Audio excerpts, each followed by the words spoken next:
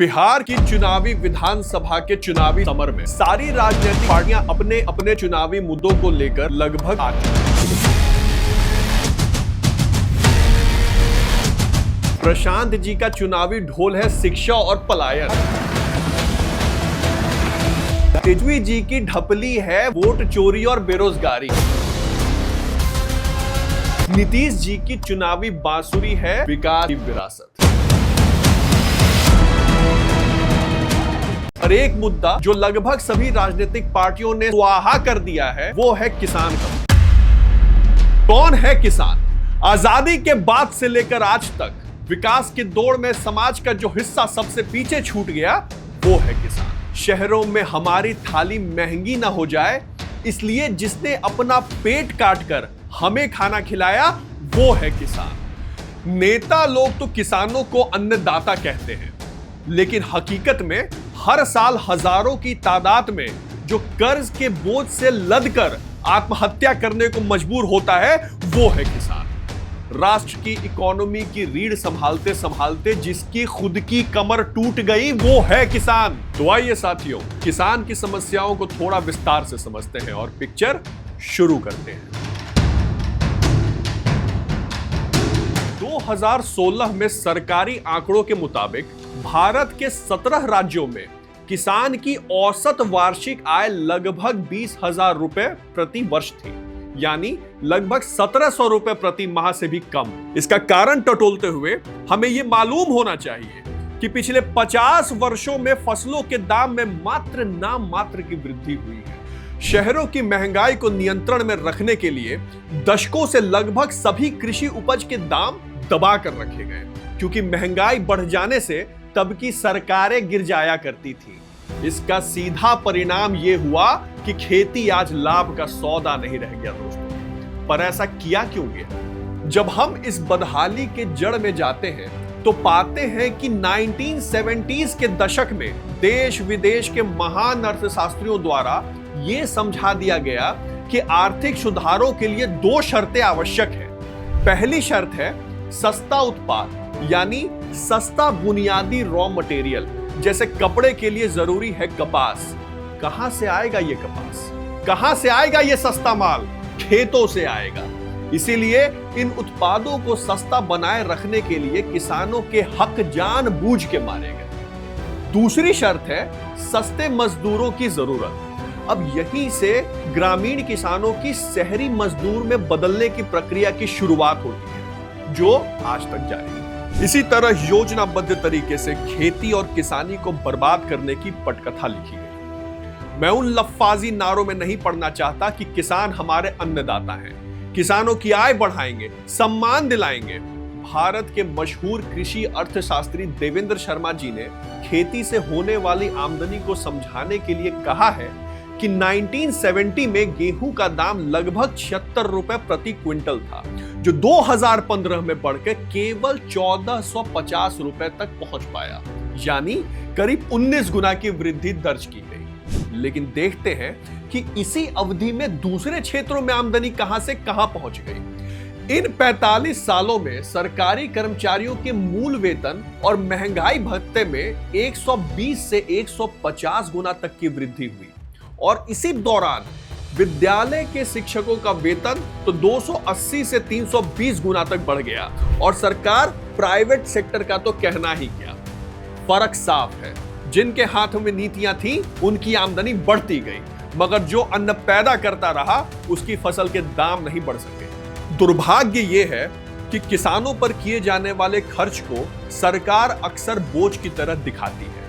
जब किसानों के लिए कोई भी छोटी सी राहत की घोषणा होती है तो शहरी जनता के बीच ऐसा माहौल बना दिया जाता है कि मानो मुफ्त की रेवड़ियां बट रही। कभी आपने सुना है किसानों को स्वास्थ्य भत्ता मिलते हुए, मकान का भत्ता मिलते हुए, यात्रा भत्ता मिलते हुए या शिक्षा भत्ता मिलता हो? नहीं, जबकि हम जानते हैं कि प्राइवेट और सरकारी सेक्टरों में नौकरी के साथ क्या क्या चीजें मिलती हैं। इनमें से एक भी सुविधाएं किसान को आज तक नहीं मिल सकी।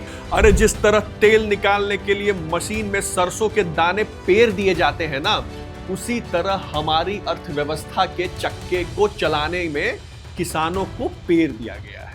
इतिहास गवाह है एक समय ऐसा भी था जब किसानों ने 1857 के स्वतंत्रता संग्राम की नींव रखी थी। चौधरी चरण सिंह जैसे किसान नेता इस देश में प्रधानमंत्री की कुर्सी तक पहुंचे थे, लेकिन किसानों के दुर्भाग्य की रेखा इतनी गहरी है कि वोट बैंक की राजनीति ने उसे जातियों में बांट दिया। कहीं कुर्मी किसान, कहीं यादव किसान, कहीं भूमिहार किसान, कहीं कोयरी, तक कहीं हरिजन किसान। जबकि सच्चाई यह है कि किसान की वास्तव में सिर्फ 4 जातियां होती हैं। पहला भूमिहीन किसान, दूसरा मजदूर किसान, तीसरा कर्जदार किसान और चौथा भगवान माफ करे आत्महत्या करने वाला मजबूर किसान। आज यहां चर्चा किसी एक दल और राजनीति की नहीं हो रही। हम बीती गलतियों पर रोने के लिए यहां बैठे नहीं हैं और ना ही किसान की बर्बादी का ठीकरा किसी एक राजनीतिक दल या किसी एक समय काल पर फोड़ेंगे, बल्कि वर्तमान बिहार सरकार की कृषि नीतियों का उल्लेख और प्रशंसा करना चाहूंगा। जल जीवन हरियाली नीति को लाकर नीतीश सरकार ने हाल के वर्षों में किसानों की बेहतरी के लिए कुछ कमाल तो किया ही है। 2018 में राज्य फसल सहायता योजना लाई गई। इसके तहत प्राकृतिक आपदा में यदि किसान की फसल नष्ट होती है तो प्रति हेक्टेयर 7,500 से लेकर 10,000 तक का मुआवजा सीधे किसान के खाते में दिया जाता है। बिहार देश का पहला राज्य बना जिसने अपनी ऐसी बीमा योजना लागू की है। 2020 में मुख्यमंत्री हरित कृषि यंत्र योजना लाई गई। इसके अंतर्गत प्राथमिक कृषि सहकारी समितियां के माध्यम से किसानों को ट्रैक्टर, हार्वेस्टर, रोवेस्टर जैसे महंगे कृषि यंत्र किराए पर दिए जाने लगे। मुख्यमंत्री निश्चय 2 कार्यक्रम के अंतर्गत कृषि को खास प्राथमिकता दी गई है। आरा में एक नया कृषि कॉलेज तथा राज्य भर में 62 नए कृषि भवन स्थापित किए जा रहे हैं, जहां किसानों को एक ही छत के नीचे सभी सेवाएं मिल सकेंगी। और जी हां, प्रति माह 125 यूनिट बिजली बिल्कुल मुफ्त करके किसानों की बिजली की चिंता दूर करने की कोशिश भी की गई है और खेतों में सिंचाई का खर्च काफी कम हो गया है। एमएसपी में निरंतर बढ़ोतरी भी की गई है। उदाहरण के तौर पर धान का एमएसपी पिछले साल 2,183 रुपए प्रति क्विंटल से बढ़ाकर इस साल 2,300 रुपए प्रति क्विंटल कर दिया गया है। लेकिन सरकार की ये पहले और स्कीमें काफी हैं। बिहार के किसानों की हालत को देखकर लगता है कि शायद नहीं। सच्चाई ये है कि पहले किसानों को आर्थिक रूप से कंगाल बना दिया गया और अब राजनीतिक तौर पर भी देश के इस सबसे बड़े वर्ग का अस्तित्व खतरे में डाल दिया गया है। ध्यान रहे कि एक बार अगर किसान के तौर पर आपकी राजनीतिक पहचान मिट गई तो याद रखिएगा, आज तो आर्थिक स्वतंत्रता छीनी गई है, कल जमीन भी छीन ली जाएगी। बिहार की लगभग 75% आबादी प्रत्यक्ष या परोक्ष रूप से कृषि पर निर्भर है। बिहार की लगभग 75% आबादी प्रत्यक्ष या परोक्ष रूप से कृषि पर आधारित है। इसकी संख्या इतनी है कि चाहे तो बिहार विधानसभा हो या दिल्ली की संसद 2/3 बहुमत से सरकार अकेले खुद बना दे। लेकिन विडंबना तो देखिए, आज किसान की हैसियत इतनी कमजोर कर दी गई है कि कोई राजनीतिक दल उसे अपने चुनाव अभियान का मुख्य मुद्दा तक मानने को तैयार नहीं। बिहार के चुनावी सभाओं में हमने शिक्षा, रोजगार, पलायन, उद्योग, सड़क, एयरपोर्ट जैसे अनेक मुद्दे सुने, लेकिन अभी तक किसान से जुड़े मुद्दे पूरी तरह गायब है। जी हां, तेजस्वी यादव जी वोट चोरी यात्रा में बिजी बाड़े। प्रशांत किशोर जी को नायक सिनेमा का अनिल कपूर बनना है और नहीं तो कम से कम अरविंद केजरीवाल तो जरूर बनना है। हमारा मकसद सिर्फ बिहार के चुनावी माहौल में नाराजगी जताना नहीं, बल्कि एक सतत प्रयास है कि खेती किसानी के मुद्दे को बिहार की राजनीति की मुख्य धारा में लाया जा सके। हम सभी बिहार वासियों को बिहार की सभी प्रमुख राजनीतिक पार्टियों से ये मांग करनी चाहिए कि वो जनता को साफ साफ बताएं और विस्तार से समझाएं कि अगले 5 वर्षों में किसानों के हित में वो क्या नीतियां लाएंगे और उन्हें लागू करने का रोड मैप क्या होगा। प्रशांत किशोर जी, आपसे विशेष आग्रह है कि बिहार की समस्याओं पर गंभीरता से विचार करें। बिहार के मुद्दों के साथ कबड्डी नहीं खेलें, हुतुतु करते हुए गए अब मुद्दे को छुए अब भाग आए। उदाहरण के तौर पे ये जो आधा इंच भौं चढ़ाकर हर भाषण में जो आपने कहा है कि पलायन रोकेंगे, कैसे रोकेंगे, तब मंत्रालय बनाकर। जबकि हे देवों के देव प्रशांत देव, आप भली भांति जानते हैं कि गांव से शहरों की ओर पलायन तब तक नहीं रुकेगा जब तक कृषि को लाभप्रद लाभदायक व्यवसाय नहीं बनाया जाता। यह मुद्दा जितना जटिल है उतना ही अहम भी है। कल्पनाओं के हवाई जहाज में पायलट बनकर बिहार वासियों को उड़ाने की जगह कृषि को लाभप्रद बनाने का अपना रोड मैप बताइए कि क्या कीजिएगा।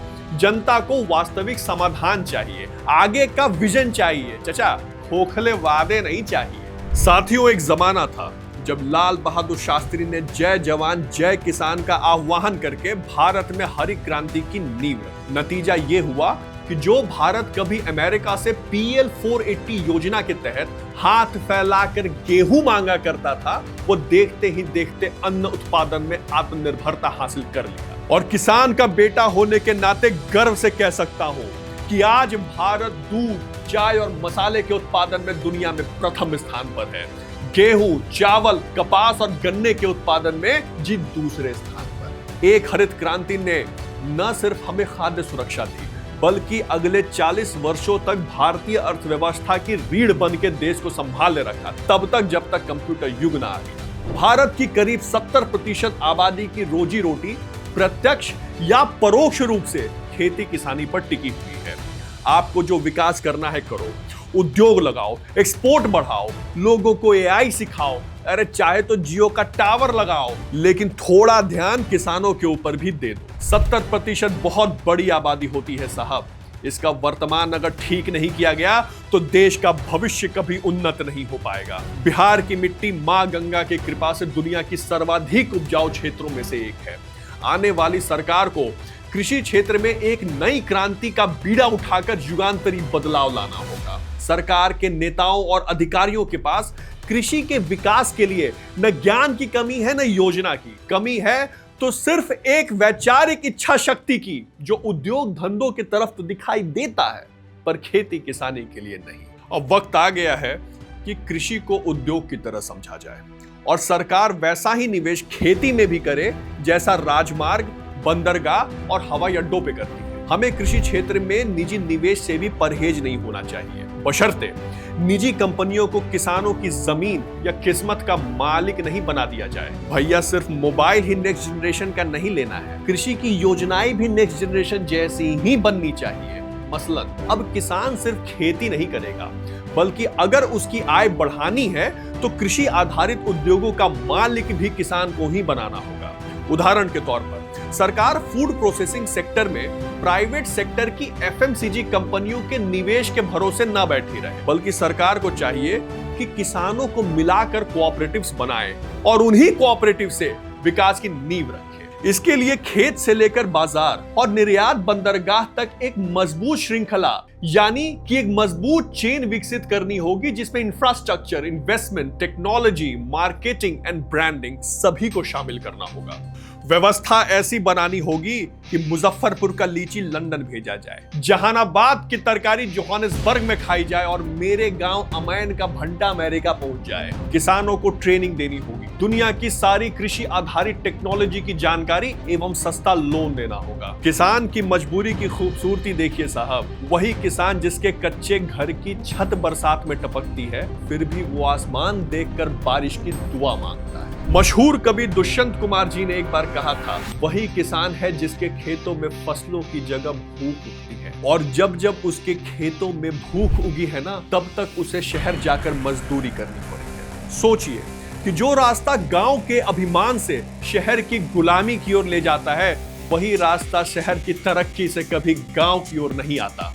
साथियों, brothers and sisters of Bihar विधानसभा 2025 का इलेक्शन 5 साल में एक बार आने वाला मौका है। बिहार की सभी प्रमुख राजनीतिक पार्टियों से किसान ये अपील करते हैं कि ये कृषि के मुद्दे राजनीति के केंद्र में आए और बिहार में कोने कोने में किसान संवाद का आयोजन किया जाए, ताकि किसान और किसानी चर्चा का मुख्य केंद्र बन सके। बिहार में सभी किसान भाइयों और बहनों को एक स्वर में मुखर होकर यह बात अपनी नेताओं को बतानी होगी कि इस इलेक्शन में 2025 के विधानसभा इलेक्शन में वोट उसी को जो किसान के लिए सही। बिहार इलेक्शन की सारी जरूरी मुद्दों को जानने के लिए और गंभीरता पूर्वक समझने के लिए इस चैनल को लाइक करें, सब्सक्राइब करें और जितना हो सके शेयर करें। भोलेनाथ की कृपा बनी रहे। धन्यवाद।